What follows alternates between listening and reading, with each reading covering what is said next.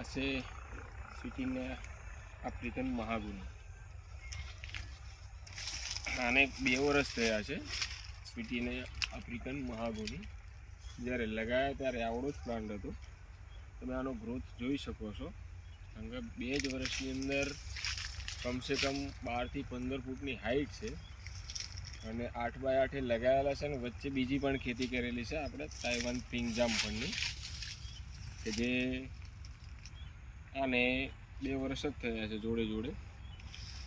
હવે ઇન્કમ ચાલુ જ છે અને જ્યારે જામફળી પૂરી થશે ત્યારે આ મહાગુનીની આવક આપણાને પૂરેપૂરી મળશે.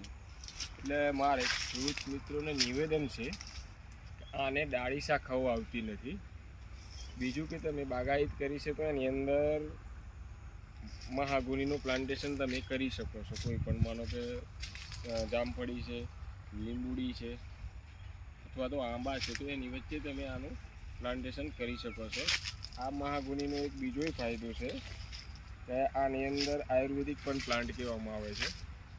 આનાથી 50% જે હવામાં રોગો આવતા હોય છે એને એ મારવાની ક્ષમતા પણ રાખે છે. અને આપણા અંદર માનો કે કોઈ બી બાગાયતી ખેતી કરી છે તો તમારે એને નુકસાન 50% ઓછું કરે છે. 50% દવાઓ ઓછી છાંટવી પડે છે. અને બાગાયતી માનો કે ઓર્ગેનિક કરવું હોય તો એ આ મહાગુની બોર્ડર પર પણ લગાવી શકો છો તમે બાગાયતીના ફરતે, અને વચ્ચે પણ લગાવી શકો છો. અને 2 વર્ષ થયા છે. ડાળી શાખાઓ અને બહુ ઓછી આવે છે, નીલગીરીની જેમ એક જ છૂટી જાય છે. અને આ તમે ગ્રોથ જુઓ છો 2 વર્ષમાં 1 થી 1.5 ફૂટનું જ પ્લાન્ટ આપેલું. અત્યારે જુઓ આની જાડાઈ પણ જુઓ, થકમાંથી કમસે કમ 10 થી 12 ઇંચની જાડાઈ છે. એટલે બહુ સારું એવું છે.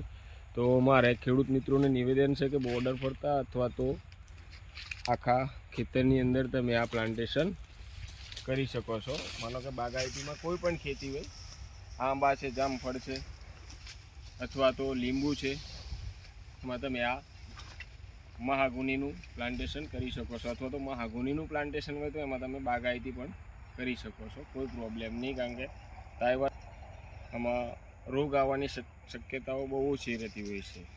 અને માનો કે બોર્ડર ફરતે મારો તો બહુ સરસ, કારણ કે 50% જે રોગો આવતા હોય હવા દ્વારા આવતા હોય તો આ એનું રક્ષણ કરે છે. બોર્ડર ફરતે મારો તો તમારા 3 ફૂટની અંદર લગાવવાના રહેતા હોય છે, 3 થી 5 ફૂટની દૂરી ઉપર.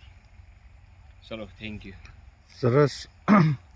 ગામ મધવાસ, તાલુકો લુણાવાડા.